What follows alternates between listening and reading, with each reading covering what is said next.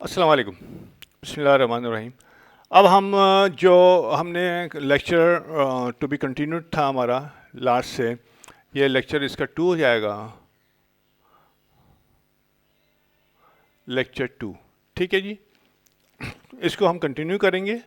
हम जो सवाल कर रहे थे, क्वेश्चन नंबर 17। ओके, चलिए जी। अब अब हम जो है हमने ट्रायल बैलेंस बना लिया था, ये मैं बता देता हूँ। ट्रायल बैलेंस हमने बना लिया था। अब हम जो एडजस्टमेंट्स हैं वो पोस्ट करेंगे not in trial balance section, adjustment sections के अंदर पोस्टिंग शुरू करेंगे। एडजस्टमेंट्स को बनाना एक टेक्निकल चीज़ है और एडजस्टमेंट्स को पोस्ट करना अनदर टेक्निकल चीज़। ये दो चीज़ें पे अगर आप हावी हो गए, आपकी अकाउंटिंग जो है ना, जो आपकी इनिशियल अकाउंटिंग होती है जैसे बीबीए लेवल तक जो है ना, वो आपकी स्ट्रांग हो गई। अब यहाँ पे हम पहला देखते हैं सैलरीज एक्सपेंस। आपने 1000 से डेबिट किया है और सैलरीज पेबल। यहाँ सैलरीज एक्सपेंस बिल्कुल है, ठीक है, और वो डेबिट हो रहा है। ट्रायल बैलेंस के अंदर डेबिट ना कर देना, एडजस्टमेंट के अंदर डेबिट होगा 1000 रुपये से। ठीक है, ये पोस्ट आपने कर दिया, ये है नंबर 1। उसके बाद जो है आपने सैलरीज पेबल, यहाँ सैलरीज पेबल कोई नहीं है और आपने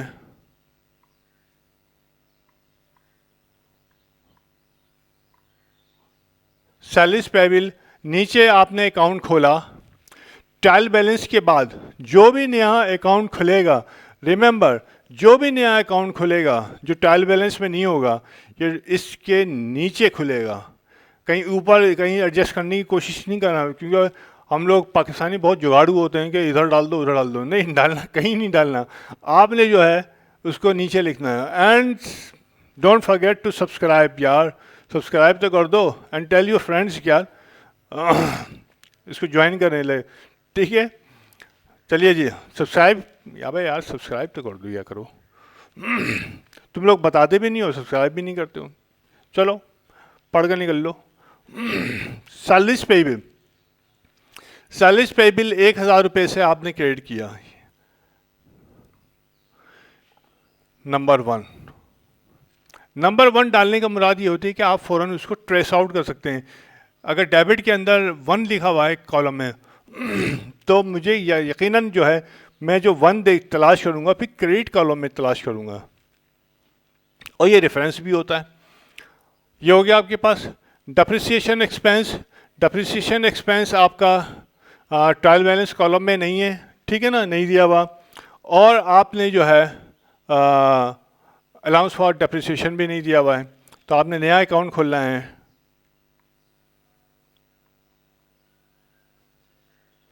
डेप्रिसिएशन एक्सपेंस कौन सा है? Furniture, furniture. इसे कतई नज़र कि मैं वीडियो में आ रहा हूँ या नहीं आ रहा हूँ, तुम लोगों ने फोकस करना है मेरी आवाज़ पे, और फोकस करना है कि मेरे कलम से क्या चीज़ लिखी जा रही है। ओके, तो bad debt expense, depreciation expense आपने 540 से डेबिट किया, तो एडजस्टमेंट की डेबिट कॉलम में आपने 540 लिख दिया। यह है number 2। And then allowance for depreciation यहाँ पे नहीं है, अलाउंस फॉर डेप्रिसिएशन फर्नीचर, ये यहाँ पे ट्रायल बैलेंस में नहीं दिया हुआ, तो अलाउंस फॉर डेप्रिसिएशन का आपने अकाउंट खोला और 540 से आपने डेबिट कर दिया। ये नंबर 2। ठीक है जी, debit and credit. Insurance expense number 3 है। इंश्योरेंस एक्सपेंस को आपने डेबिट किया। क्या इंश्योरेंस एक्सपेंस है ट्रायल बैलेंस में? No, insurance expense trial balance में नहीं है, तो मैंने इंश्योरेंस एक्सपेंस नया अकाउंट खोला और उसको मैंने डेबिट कर दिया 100 रुपये से, 100 रुपये से डेबिट कर दिया। ये नंबर थर्ड है। और प्रीपेड इंश्योरेंस क्रेडिट हुआ है। क्या ट्रायल बैलेंस में प्रीपेड है? ऑफ कोर्स प्रीपेड ये रहा, ठीक है। इसी तरह से ये 40 का था, ये था, तो प्रीपेड इंश्योरेंस है और 340 नहीं 100 रुपये से क्रेडिट होगा, डेबिट नहीं होगा, क्रेडिट होगा, कम होगा, तो 100 रुपये से आपने क्रेडिट दे दिया। क्योंकि डेबिट आप पहले कर चुके हैं तो आप क्रेडिट देंगे, बढ़ाएं कम करेंगे। अच्छा जी, उसके बाद जो है आपने बैड डेट एक्सपेंस, या आपने पोस्ट कर दिया था, टिक लगाना मैं भूल गया था, ये नहीं बनी। और बैड डेट एक्सपेंस अब नंबर 4 है, bad debt expense. Bad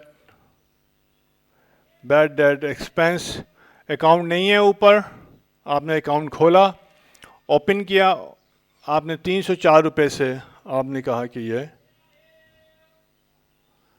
debit कर दीजिए। आपने एडजस्टमेंट की डेबिट साइड पे आपने 304 रुपये लिख दिया। अलाउंस फॉर बैड डेट से नहीं है जी, ये भी आपने ओपन किया, अलाउंस फॉर बैड डेट। असल में ये जो B/D इस वजह से नहीं लिखते हैं कि ये बैलेंस यानी कि कैरिड डाउन के उसमें आता है ना, ब्रॉड डाउन कैरिड डाउन, तो इस वजह से हम यहाँ पे BD नहीं लिखते हैं बल्कि अलाउंस फॉर बैड डेट्स लिखते हैं। मैं ख्याल में पहले भी मैं बता चुका हूँ, लेकिन वो जल्दी में मैं लिख देता हूँ। 304 रुपये से आपने इसको क्रेडिट किया, नंबर 4, ठीक है जी। अब ये तमाम जो है मैंने एडजस्टमेंट्स को पोस्ट कर दी। अब मैंने क्या किया, मैंने ये देखना है कि क्या एडजस्टमेंट में जो डेबिट एंड क्रेडिट का जो कॉलम है क्या बराबर है या नहीं है। तो मुझे जल्दी से मैंने इसको किया, 1000 प्लस 540 प्लस 100 प्लस 304, तो 1944 आपके पास डेबिट में आ गया बैलेंस, ठीक है। और उसके बाद 100, 1000 फिर 540 प्लस 304, 1944 और 1944 एडजस्टमेंट के अंदर आपने जो डेबिट कॉलम में लिखा वो बराबर है एडजस्टमेंट के क्रेडिट कॉलम के, मतलब ये इक्वल है आपकी, ठीक है जी।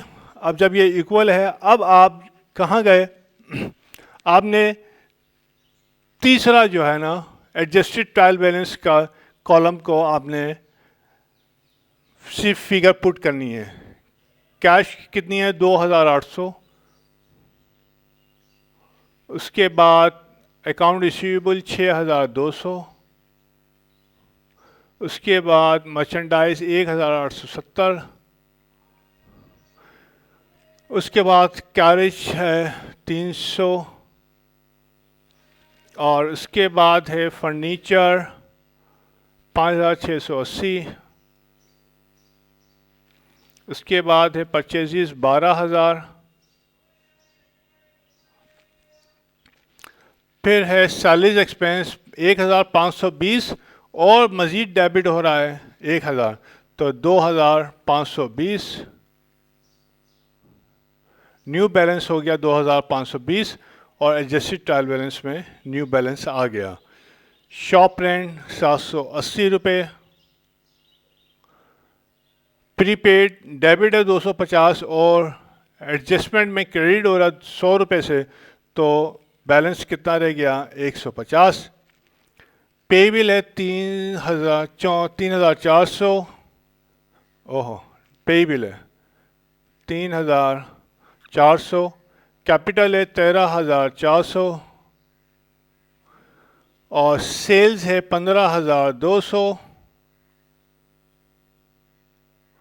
और उसके बाद जो है आपका, यहाँ तक तो आपने ये दोनों एडजस्ट कर लिया। अब वो कॉलम रह गए कि यहाँ पे ट्रायल बैलेंस की जो है ना फिगर्स ख़त्म हो गई और यहाँ से जो है ना फिर एडजस्टमेंट की फिगर्स स्टार्ट हुई हैं, तो वो एज इट इज़ ही लिख दी जाएंगी। 1000 ये क्रेडिट हुआ, उसके बाद 540 ये डेबिट हुआ, फिर 540 ये डेबिट हुआ, और उसके बाद 100 रुपये फिर ये डेबिट हुआ, और फिर 304 रुपये ये डेबिट हुआ, और 304 रुपये ये क्रेडिट हुआ। ठीक है जी। और आपने ये चीज़ हो गई।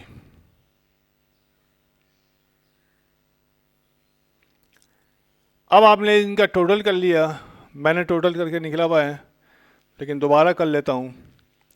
तो 2800 plus 6200 plus 1870 plus 300 plus 5680 plus 12000 plus 2520 plus 780 plus 150 plus 540 plus 100 plus 304, तो आपके पास फिगर आ गई 33,244 रुपये।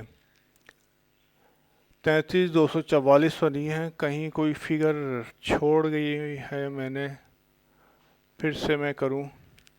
2800, 6200, 1870, 300, 5680, ये देखें ना 12,600 है और मैंने लिखा 12,000, तो 12,600। तो वर्कशीट बनाने में एरर आपको वहीं पे आपको लोकेट हो जाती है। ठीक है, अब आप बैलेंस शीट का इंतज़ार नहीं कर रहे हैं, बैलेंस शीट में तो ओनली फिगर्स पुट करनी है। तो हमारे पास बैलेंस ये आ गया जनाब 33,844, 33,844। क्रेडिट साइड का आपने कर लिया 3,400, 13,400, 15,200, 1,000 और प्लस 540 और प्लस 304। ठीक है जी, 33,844।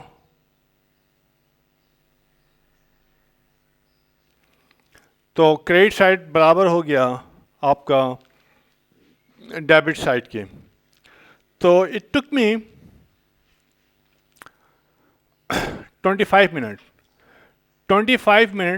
To prepare this balance worksheet. ठीक है, इसमें कुछ एरर भी हो गई लेकिन फ़ौरन ही लोकेट हो गई। तो आपको अब नाउ यू आर कॉन्फिडेंट कि बैलेंस शीट जब बनेगी तो वो टैली होगी, क्योंकि फिगर्स आपने यहाँ से उठानी है। 25 मिनट का मतलब ये हो गया कि आपको लेजर और दूसरी चीज़ों में जो 15 मिनट आपको एक्स्ट्रा लगते हैं लेजर बनाने में, उसकी तमाम चीज़ें करने में, और देन जब आप फिगर्स को income statement and balance sheet में डालेंगे तो ट्रेस आउट करने में जो ऑलमोस्ट जो 15 मिनट जो थे वो यू विल सेव। ठीक है, तो ऑलमोस्ट 10, 11, 12 मिनट आपको ये एक्स्ट्रा लगते हैं, रिमेंबर। चलिए, अब मैं जो है हमने वर्कशीट बना ली है। अब हम जो है, हाँ, अब मुझे इस सेक्शन की ज़रूरत नहीं है यहाँ पे। इसको मैं फ़िलहाल यहाँ से अब रब कर देता हूँ और यहाँ पे हम इनकम स्टेटमेंट बनाते हैं। सही है, चलिए इसको होल्ड करके मैं रब करता हूँ। चलिए, होल्ड करने की क्या ज़रूरत है। ओके, अच्छा,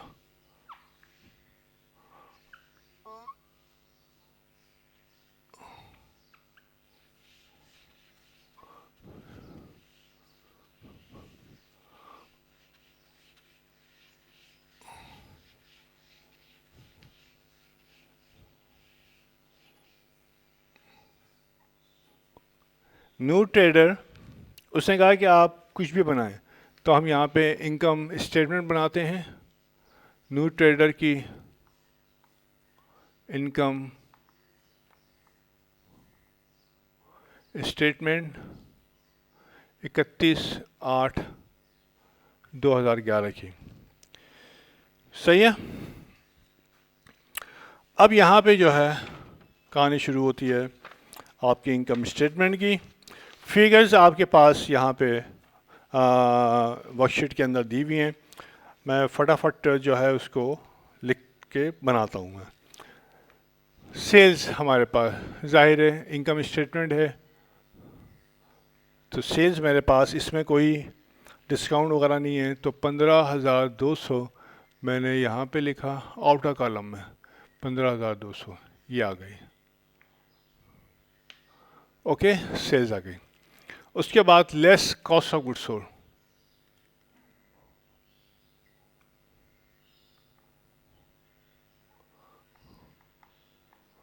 कॉस्ट ऑफ गुड्स सोल्ड। अच्छा जी, ये आ गई आपके पास। अब ये इतनी सारी बना ली हैं कि इसमें इतना प्रॉब्लम होगी नहीं आपको इंशाल्लाह। ओपनिंग इन्वेंट्री आपके पास है 1,870, ये इस कॉलम में आई, मिडिल कॉलम में। उसके बाद ऊपर चली गई, ये आई 1,800। अच्छा जी, उसके बाद आपके पास परचेजेस हैं, add net purchases.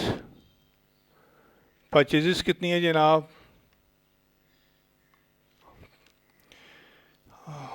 12,600 inner column में ऐड किया।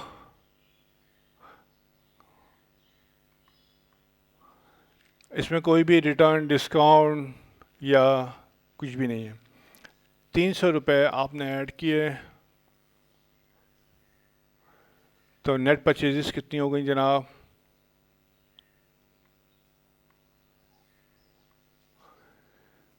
12,900।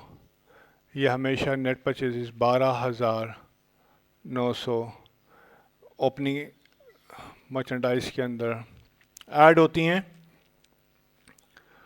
और ऐड होके जो फिगर आती है कितनी आई? 14,770 रुपये। इसको ऐड किया, इन दोनों को ऐड किया तो 14,770 ये आ गई आपके पास cost of goods available for sale. यानी कि ये वो गुड्स की कॉस्ट है जो कि अब आपके पास हैं पड़ी हुई, और आप उनको सेल करेंगे। लेस आप कर देंगे एंडिंग मर्चेंडाइज या एंडिंग इन्वेंट्री। सही है जी। 3,350 रुपये। 3,350 रुपये माइनस होने के बाद गुड्स अवेलेबल फॉर सेल में से जब आप एंडिंग मर्चेंडाइज निकालते हैं तो जो अमाउंट आती है वो कहलाती है कॉस्ट ऑफ गुड्स सोल्ड।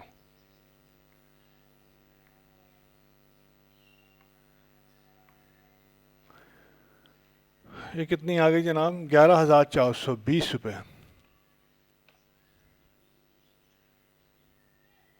ये आपने यहाँ पे माइनस करेंगे। माइनस करने के बाद फिगर आई ग्रॉस प्रॉफिट 3,780। ये आपके पास प्रॉफिट की फिगर आई। नज़र सही आ रहा है? आ रहा है। अच्छा जी, असल में मैं कोशिश कर रहा था कि इसी पेज के ऊपर बैलेंस शीट भी बना दूं, but I am not sure कि बैलेंस शीट बन सकेगी। खैर देखते हैं, होप फॉर द बेस्ट। ये आ गया आपके पास। अब यहाँ ग्रॉस प्रॉफिट में से आप माइनस करते हैं ऑपरेटिंग, सेलिंग एंड जनरल हम लिख देते हैं एक्सपेंसेस। ठीक है, एक मुकम्मल हेडिंग हम बना के सारे एक्सपेंसेस जो होते हैं इसमें डाल देते हैं। ऑफिस सैलरीज आपके पास आई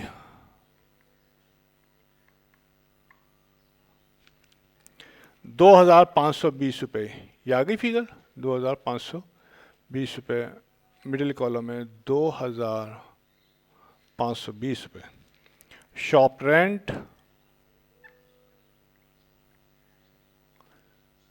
780 रुपये।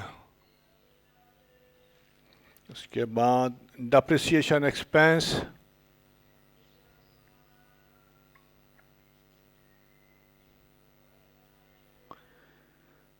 540 रुपये।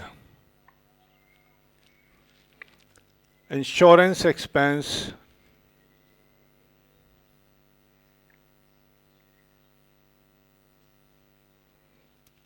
100 रुपये।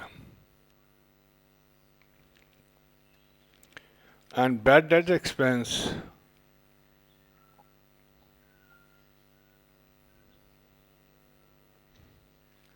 304 रुपये। ठीक है, तो टोटल आपके पास एक्सपेंस कितने हो गए वो ऐड करके आपने यहाँ पे लिख दिए 4244। ये आ गए 4244। ठीक है जी।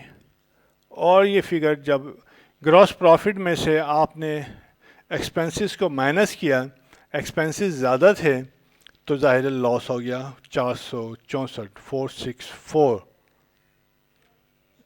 का ये हो गया लॉस। ये लॉस जिसे आप ऑपरेटिंग लॉस भी कह सकते हैं, मैं ऑपरेटिंग लॉस लिख देता, नहीं लॉस ही लिखते हैं क्योंकि कोई अदर इनकम है नहीं है। तो net loss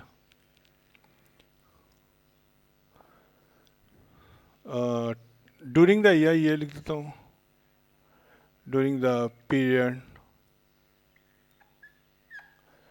transfer to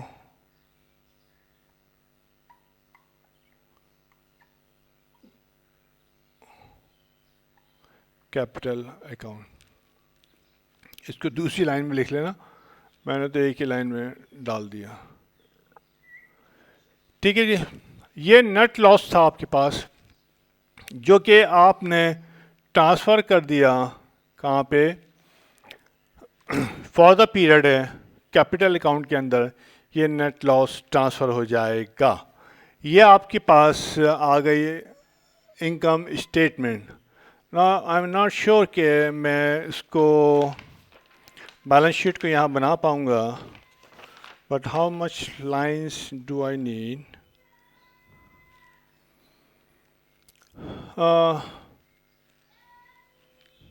Let me check.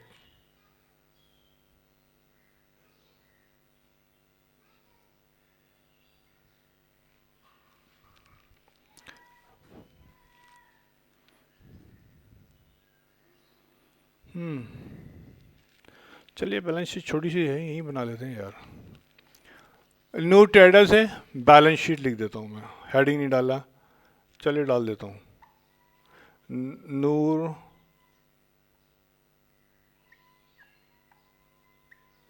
Traders balance sheet 31 अगस्त 2011। ये आपने डाल दी और ये लकीर आपने यहाँ पे ये खिंच गई। यहाँ पे लिखा आपने एसेट्स और यहाँ पे लिखा आपने इक्विटीज। ओके, अच्छा जी, ऊपर सारे आपके पास आ गए current asset,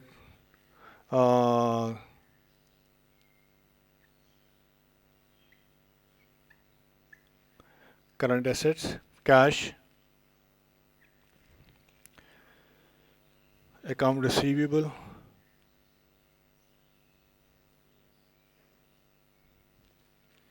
less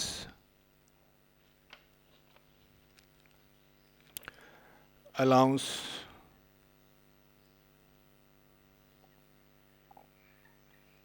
for bad debts. Is it okay?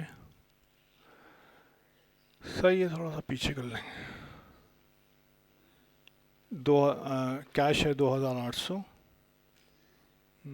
2800 यहाँ पे आया. अकाउंट रिसीवेबल इनर कॉलम में आया 6200 और 304 ये माइनस हो के ये फिगर इधर आएगा, ये 5896. ठीक है. उसके बाद मर्चेंडाइज है.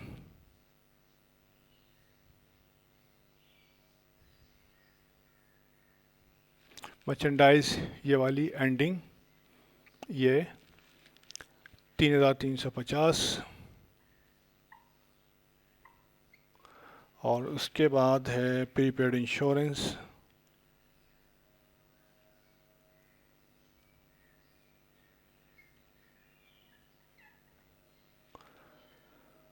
150. ठीक है जी. फिर आपके पास है फर्नीचर नॉन करंट एसेट्स. आपने एक हेडिंग डाली, ये आपके पास नॉन करंट एसेट आ गए. आपके पास करंट यहाँ पे आपने डाली नॉन करंट एसेट. क्योंकि क्लासीफाई है तो इस वजह से ये क्लासिफिकेशन करनी पड़ रही है. फर्नीचर आपने लिखा, फर्नीचर कितना है 5680 रुपये. फर्नीचर इनर कॉलम में डाला 5680 रुपये. लेस क्या हुआ जनाब? अलाउंस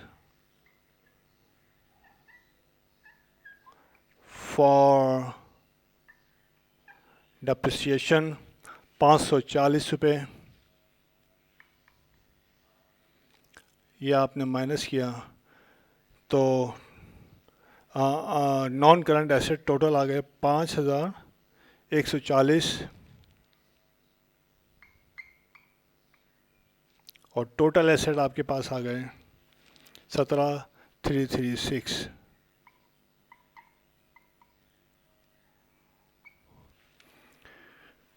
आ रहा है? अबे नहीं आ रहा यार, थोड़ा सा पीछे कर लेंगे इसको. Okay, let me. तो ये हमारे पास फिगर आ गई. फर्नीचर जो है हमने 5680 और इसमें से लेस किया अलाउंस फॉर डेप्रिसिएशन 540 रुपये. माइनस करने के बाद 5140 आया. और जब हमने तमाम करंट एसेट और नॉन करंट एसेट को टोटल किया तो 17,336 रुपये हमारे पास ये फिगर आ गई. अब हमारे पास इक्विटीज़ हैं. इक्विटीज़ हमारे पास ये आ गई और इक्विटीज़ में पहले लायबिलिटी हैं. ये आ गई जनाब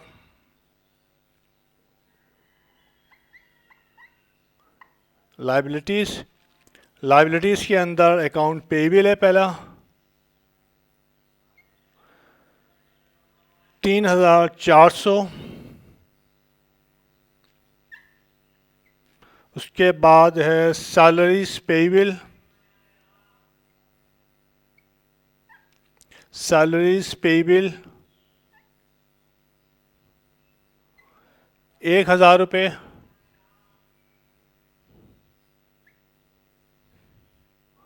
और ये टोटल हो गई 4400 रुपये. ठीक है, टोटल लायबिलिटी हो गई 4400 रुपये. उसके बाद ओनर्स इक्विटी है. ओनर्स ये ओनर्स इक्विटी उसके बाद आई है आपके पास. इसमें पहला है आपके पास कैपिटल 13,400 रुपये.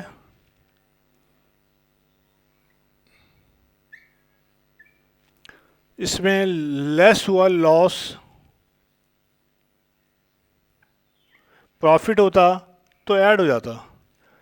464 ये लेस हुआ, और कैपिटल कितना रह गया 12936,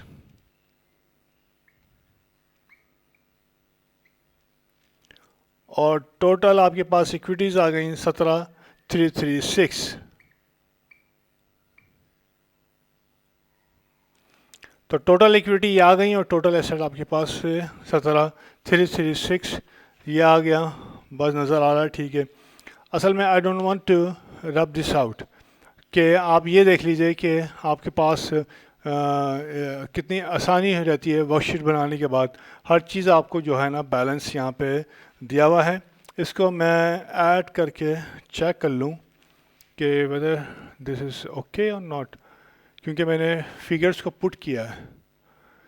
12,600 प्लस ये तो मैंने कर लिया था, 312,900 और प्लस 1,870, 14,770 माइनस 3,350, 11,420 में से माइनस किया 15,200, 3,780 ग्रॉस प्रॉफिट आया, 2,520 प्लस 780 प्लस 540 प्लस 100 प्लस 304, तो मेरे पास 4224 आया। ये माइनस फिगर थी, 3,780 ग्रॉस प्रॉफिट की माइनस हुई, ये नेट लॉस हो गया। ये बैलेंस शीट है आपकी,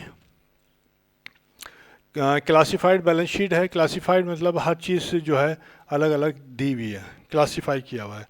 6,200 अकाउंट रिसीवेबल माइनस 304, 5896, उसके बाद फर्नीचर 5680 और माइनस 540, 5140, दो टोटल एसेट 2,800, 5896 प्लस 3350 प्लस 150।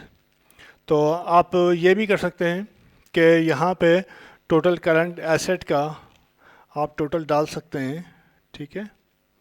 कितना है 12,196, और ये जो नॉन करंट एसेट का जो टोटल है वो इससे ऐड हो गया, नहीं करंट एसेट्स का जो टोटल है वो नॉन करंट एसेट के टोटल से ऐड हो गया 5140, तो 17336 ये आपके पास फिगर आ गई। वो फिगर आप कर चुके हैं। 13,400 में से कैपिटल माइनस किया 464, तो 12,936 आया। नेट कैपिटल इसमें लायबिलिटी ऐड की तो 17,336, तो ये आपके पास फिगर ये यहाँ पे आ गई। और असल में बात यह है कि बैलेंस शीट इतनी जो है ना हम कर चुके हैं, बना चुके हैं जो है, तो इसी वजह से छोटी सी जगह में जो है ना उसको डाल देते हैं। इस फिगर को जो है ना हम वो नहीं करते, डिस्टॉर्ट नहीं करते कि ये फिगर हमारे पास रहें। बाद में तो ये जाहिर है जब हम आगे करेंगे तो हो सकता है कि ये फिगर हम मिटा दें, ठीक है। तो ये तमाम चीज़ें हैं आपके पास, आपको याद रखने की ज़रूरत है, आपको प्रैक्टिस करने की ज़रूरत है, क्योंकि आप प्रैक्टिस करोगे तो आपको जो है ना ये इन चीज़ों पे जो है ना आपको कंट्रोल होगा। और बिलीव मी कि जब आप इस वर्किंग पे हावी हो जाओगे तो आप किसी भी जो है ना कोई भी सवाल आप कर रहे होगे, किसी भी लेवल का आप सवाल करोगे, फाइनेंशियल के बारे में बता रहा हूँ, तो वो आपको प्रॉब्लम नहीं होगी। Even this will help you in your practical life also, remember. समझे ना। तो जाहिर है बहुत सारे लोग कहेंगे कि यार इस लेवल के ऊपर पता नहीं ये क्या पढ़ा रहे हैं और ये है और वो है फलां है। I don't care. मेरा मसला ये है, मेरा मकसद ये है कि मैं बच्चों को एक थॉरो नॉलेज दे दूं, सही है ना, कि वो जब इस चैनल को ज्वाइन करें, इस चैनल से अटैच हों, तो और उनके पास एक थॉरो नॉलेज हो, चाहे वो एमसीक्यूज़ की हो, चाहे वो फाइनल अकाउंट बनाने की हो, ठीक है। और फर्दर तो हम कर ही रहे हैं, तो जो भी वो यहाँ से पढ़ें इस प्लेटफॉर्म से, वो उसमें जो है वो उनकी नॉलेज बेहतरीन हो। बेस्ट तो हो नहीं सकती ज़ाहिर है, बेस्ट तो बेहतरीन हो। चलिए इसको हम यहाँ पे क्लोज करते हैं इंशाल्लाह जो है, और फिर फर्दर जो है हम दूसरा लेक्चर क्वेश्चन नंबर 18 करेंगे।